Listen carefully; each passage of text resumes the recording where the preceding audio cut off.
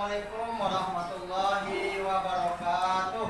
Waalaikumsalam warahmatullahi wabarakatuh. Sebelum kita mulai pelajaran pada hari ini, terlebih dahulu marilah kita mengucapkan puji syukur kehadirat Allah Subhanahu wa taala karena berkat limpahan rahmat dan hidayahnya lah kita masih bisa diberikan kesempatan dan diberikan kesehatan untuk bisa datang hadir ke sekolah untuk menuntut ilmu pada hari ini. Kemudian juga selawat berekaikan salam kita hadiahkan buat Nabi kita Nabi besar Muhammad sallallahu alaihi wasallam. Baiklah anak-anak sekalian, pada pagi hari ini adalah pertemuan pertama kita di kelas 6 pada semester 1. Nah, pada semester 1 pertemuan pertama kali ini materi yang kita bahas adalah tentang surat Al-Kafirun. Surat Al-Kafirun. Pernah mendengar tentang surat Al-Kafirun? Nah, ya. Surat Al-Kafirun kalau kita lihat di dalam Al-Quran terletak pada urutan surat yang ke-109. Urutan surat yang berapa? 109. Nah, surat Al-Kafirun artinya adalah orang-orang kafir. Apa arti Al-Kafirun? Orang-orang kafir. Nah, surat Al-Kafirun ini jumlah ayatnya ada 6 ayat. Berapa jumlah ayatnya? 6 ayat. Surat Al-Kafirun digolongkan oleh Allah atau digolongkan ke dalam surat Makkiyah. Kenapa dikatakan digolongkan ke dalam surat Makkiyah? Karena surat Al-Kafirun diturunkan di kota Mekah. Jadi Al-Quran itu diturunkan ada di Madinah, ada di Mekah. Kalau Quran atau surat yang turun di Mekah namanya surat Makkiyah. Kalau surat yang turun di kota Madinah namanya surat Madaniyah. Nah, surat Al-Kafirun turun di kota Mekah, maka dinamakan surat Madaniyah. Nah, sebelum Bapak jelaskan, ada nggak yang hafal surat Al-Kafirun? Ada? Siapa yang hafal? Di tangan. Nah, Khadijatul Husna, baca surat Al-Kafirun.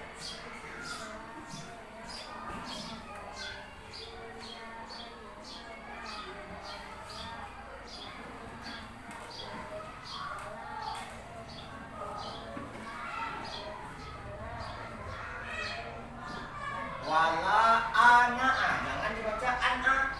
Wala ana'a.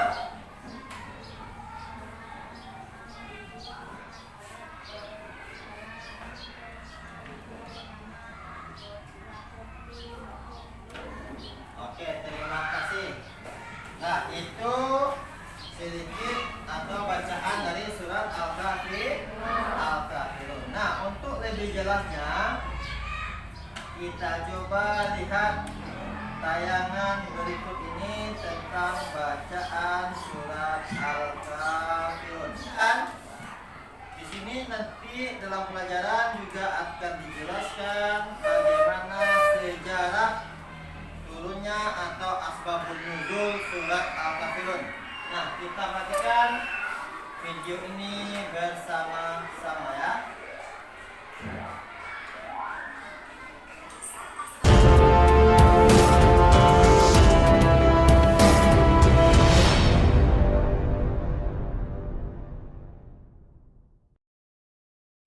Kisah Asbabun Nuzul Quran Surat Al-Kafirun ayat 1 hingga 6. Surat Al-Kafirun termasuk dalam kategori surat Makkiyah. Nama surat ini diambil dari kata Al-Kafirun yang artinya orang-orang kafir. Sebagaimana disebutkan dalam ayat pertamanya, di dalam Al-Quran, surat Al-Kafirun menempati urutan ke-109. Dakwah Islam yang dilakukan Nabi Muhammad SAW kepada penduduk Mekah mulai menampakkan hasil. Orang-orang terdekat beliau satu persatu menyatakan diri masuk Islam dan mendapat julukan As-Sabiqunal Awwalun. Kondisi ini membuat orang-orang kafir Quraisy geram dengan gencarnya dakwah yang dilakukan Nabi Muhammad. Mereka berusaha menghentikan dakwah dengan menghina dan memfitnah Nabi. Suatu ketika Nabi Muhammad sedang berjalan sendirian di tengah keramaian. Tiba-tiba seorang kafir memaki beliau dengan kasar. Dasar kau orang gila. Hei semuanya, dengar. Muhammad telah hilang akalnya sejak dia mengaku-ngaku sebagai nabi terakhir. Di waktu yang lain, mereka memberi julukan yang tidak pantas bagi Nabi. Muhammad itu ahli sihir dan pendusta. Jangan sekali-kali kalian mempercayai ucapannya. Nabi Muhammad yang mendengar ejekan orang-orang kafir itu tidak menanggapi dan terus berjalan. Doa dan zikir selalu menyertai setiap langkah kaki beliau. Bahkan mereka mendustakan mukjizat Nabi Muhammad, yakni Al-Qur'anul Karim. Al-Quran yang sering dibaca oleh Muhammad adalah dongeng orang-orang dahulu. Tidak ada sama sekali kebenaran di dalamnya. Tidak berhenti sampai di situ. Beberapa utusan kaum kafir Quraisy beberapa kali mendatangi paman Nabi Muhammad, yaitu Abu Thalib, untuk menghentikan dakwah keponakannya. Namun Abu Thalib menolak dengan halus permintaan mereka. Sehubungan dengan penolakan tersebut, berkumpullah para pembesar kaum kafir Quraisy. Mereka berdiskusi untuk menghentikan dakwah Nabi Muhammad. Abu Thalib telah menolak permintaan kita. Sekarang, mari kita susun rencana baru untuk menghentikan dakwah Muhammad. Ya, apapun akan kita lakukan agar Muhammad berhenti membuat perpecahan antar kabilah. Keesokan harinya, utusan pertama kaum kafir Quraisy menemui Nabi Muhammad. Ia membawa berbagai penawaran. Wahai Muhammad, jika engkau menginginkan kekayaan yang melimpah, kami akan memberikannya untukmu. Kalau engkau ingin kemuliaan, kami akan mengangkatmu sebagai raja. Bahkan, jika engkau menginginkan perempuan cantik, kami akan menghadirkannya untukmu. Semuanya, semua kenikmatan dunia yang engkau inginkan akan kami penuhi asalkan engkau berhenti berdakwah. Nabi Muhammad sama sekali tidak tertarik dengan semua penawaran yang diajukan. Apakah engkau telah selesai bicara? Ya sudah, manakah yang engkau pilih, wahai Muhammad? Nabi Muhammad menanggapi penawaran tersebut dengan sopan. Aku tidak akan memilih semua penawaran itu. Sekarang kembalilah engkau kepada kaummu. Utusan itu kembali ke tengah-tengah kaumnya dan melaporkan peristiwa yang baru terjadi. Kemudian para pembesar kafir Quraisy kembali berkumpul untuk membicarakan tentang rencana selanjutnya. Pada hari yang telah ditentukan, datanglah utusan kedua untuk melakukan penawaran dengan Nabi Muhammad. Utusan kedua ini sangat berhati-hati dalam berbicara agar nasibnya tidak sama seperti utusan pertama. Wahai anak saudaraku, bagaimana jika kita ambil jalan tengah demi menjaga perdamaian antar kabilah? Jadi, kita saling bergantian menyembah Tuhan satu sama lain selama 1 tahun. 1 tahun pertama, engkau dan pengikutmu menyembah Tuhan kami, Lata dan Uzza. Kemudian, 1 tahun berikutnya, kami akan menyembah Tuhanmu. Apabila ternyata Tuhan kami lebih baik dari Tuhanmu, maka ikutlah kami. Begitu pula sebaliknya, jika Tuhanmu lebih baik dari Tuhan kami, maka kami akan mengikutimu. Nabi tidak habis pikir dengan penawaran kaum kafir Quraisy. Beliau dengan tegas menanggapi penawaran mereka.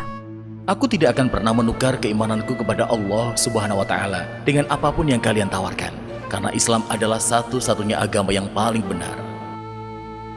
Mendengar kesungguhan ucapan Nabi Muhammad, akhirnya kaum kafir Quraisy tersadar bahwa tidak ada yang bisa menghalangi dakwah beliau kecuali kematian.